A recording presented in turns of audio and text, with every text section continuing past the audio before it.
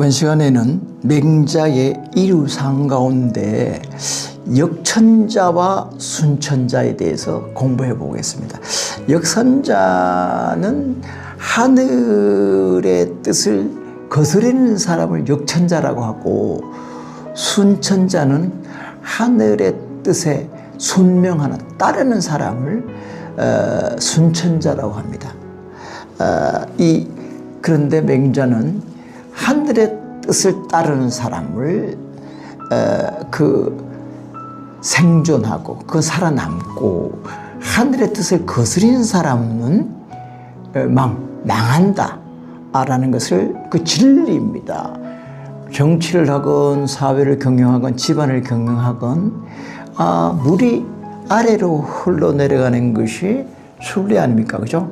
근데 억지로 우리가 인위적으로 물을 높인다고 하지만, 여러분, 분수는 강제로 분수를 해서 하늘을 향해서 물길을 올리지만 그게 얼마나 올라가겠습니까? 하늘 끝까지 올라갑니까? 산처럼 올라가지도 못해요. 겹껏 해봐야 몇십 미터 정도밖에 못 갑니다. 왜냐하면 만유인력의 법칙이기 때문에 모든 것은 만유인력으로 땅으로 물은 내려가게 마련이기 때문에 그런 거 아니겠습니까? 오늘 그런 순천자와 역천자에 대해서 공부해 보도록 하겠습니다. 제가 한번 읽어 볼게요. 맹자왈 천하유도 소동역 대덕 소신역 대현 천하무도 소역대 약역강 사이자 천야 순천자존 역천자망. 맹자가 말하기를 천하유도, 천하에 도가 있을 때는 이 소독역대덕, 작은 덕이 있는 사람, 그릇이 적은 사람이 역대덕, 대덕 큰 덕이 있는 사람을 여기 역자는 노역한다, 일한다는 뜻입니다. 섬기고, 소신역대역, 작은 신하가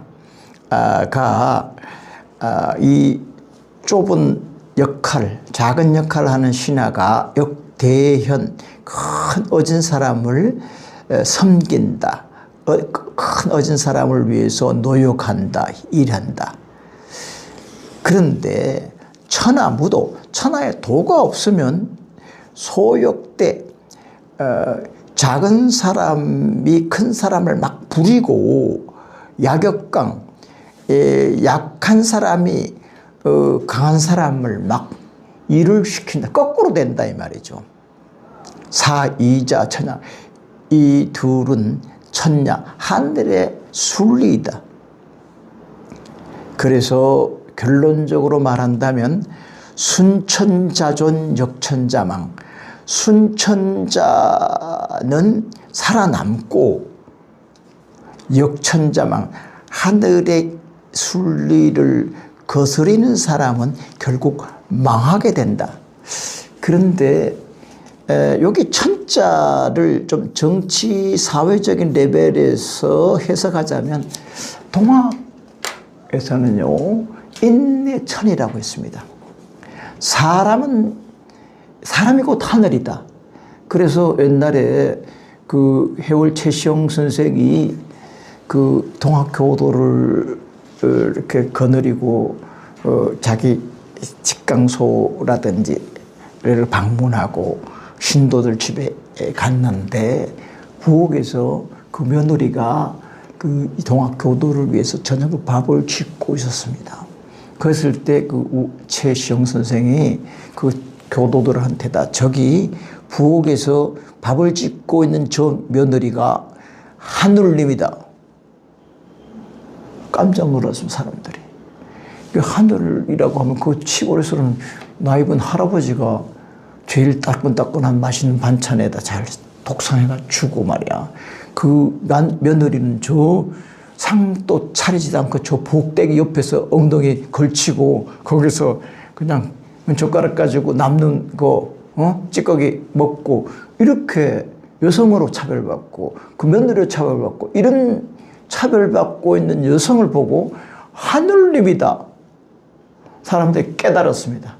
동등하구나. 사람들이 남녀 귀천에 차별이 있어서는 안 되는구나. 모든 사람들을 하느님으로 고귀한 인격적 존재로 봐야 되는구나 라는 것을 깨달았어요. 그래서 이게 하늘의 뜻에 순응하는 사람은 존귀하고라는 것은 인민들, 백성들의 뜻을 따르면 그 정부, 그 나라는 살아남고 오래가고, 역천자망, 그 지도자가, 대통령이 국민의 뜻은 따르지 않고 지 욕심, 지 멋대로 정치를 하게 되면 반드시 망하게 된다. 우리 민주주의 사회에서는 투표로 망하잖아요. 투표를 통해서 이거 민심을 잃으면 민심이 어디로 반영됩니까? 투표로 반영. 그래서 그 표는 총알보다 더 강하다. 바꾸잖아요. 정권을 바꿔요. 정치 잘못한다. 국회의원부터 바꾸고. 그 대통령 선거 되면 이거 대통령 안 되겠다. 이거 바꿔야 되고. 요새처럼 대통령이 헌법을 어기고 정치를 하고 자기 아내의 죄를 감싸주고 그 장모의 죄를 덮어주고 이 자기가 가지고 있는 검찰력, 공권력을 가지고 비리를 은폐하고 양심적인 사람들은 감옥에 보내고 조그만 세틀만한 범죄 같은 끄집어내가지고 벌을 주고 이번에도 그런 나라를 흔들 만한 그런 행동을 하다가 우리나라의 헌법을 지키기 위한 헌법재판소에서 만장일치로 파면되는 일이 벌어지지 않습니까? 그게 맹자의 이 가르침이 이거 옛날의 가르침이 아니라 바로 진실을, 역사적인 진실을 말하고 있습니다. 백성들이 어려운 걸 해결해 주고 백성들 뜻대로 저희가 살아가고 지금 우리 21세기 한국 사회가 해야 될 일이 얼마나 많습니까? 그동안에 열심히 노력해서 압축적 성장을 해서 먹고 살 만큼 되고 인구 한 5천 명 되는 나라 중에서 소득이 3만 불 되는 나라로 한 10개 나라인데 그중에 들어가고 문화강국이 되어서 잘 나가고 있는데 아주 민주주의가 정착된 나라인 줄 알았는데 거꾸로 이 검찰 독재를 통해 가지고 이렇게 나라를 통치하려고 하다 안 되니까 이 군사 쿠데타, 자기 친위 쿠데타 계엄을 설치해서 내란을 일으키고 이렇게 하다 결국은 헌법재판소의 재판관들로부터 만장일치로 파면되는 일이 이거는 역천자 아닙니까? 하늘을 거시다가 망한다는 그 구체적인 역사적인 사실이 그런 거다 이런 생각이 듭니다. 그 세종대왕 같은 그런 분들 모범을 보이고 문화를 숭상하고 이렇게 하면 백성들이 추수를 하고 난 뒤에 그 노래를 부르고 춤을 추면서 흥겨워서 우리 백성들 때문에 올해도 풍년이 들었다. 이 기나긴 겨울 재미있게 지내보자. 이렇게 하면서 여민악이라는 노래를 부르면서 풍악을 울리면서 즐겁게 지내는데 맨날 세금이나 거두고 흉년이 들었는데도 평년처럼 세금을 거두고 그렇게 하면 사람들이 살기 어려우니까 시집 장가도 못 가요. 어려우니까. 요새 젊은이들도 살기가 어렵고 힘들고 주택 마련하기가 어려우니까 왜 청춘 남녀가 사랑을 모르겠습니까? 가난하다고 사랑을 모릅니까? 오히려 더 사랑을 더 애타게 그립니다. 이 결혼을 해도 집을 장만하기 어렵고 아이를 낳아도 학교 보내려고 했더니 너무 사교육비가 너무 많이 들고 대학 가도 경쟁 치열하고 취직할 데가 없고 이러니까 결혼 안 하고 애기 안 낳고 그러니까 이 나라가 이런 식으로 가면 망하는 거죠. 그러니까 이 정치를 잘해요. 사회복지 정책을 써서 모든 사람들이 살 수 있는 집, 기본적인 소득, 인간의 품위를 유지할 수 있는 이런 수입 이런 것들이 하도록 정책을 하면 누가 이 가정을 이루지 않고 누가 이 사회에 대해서 불평을 하고 그러겠습니까?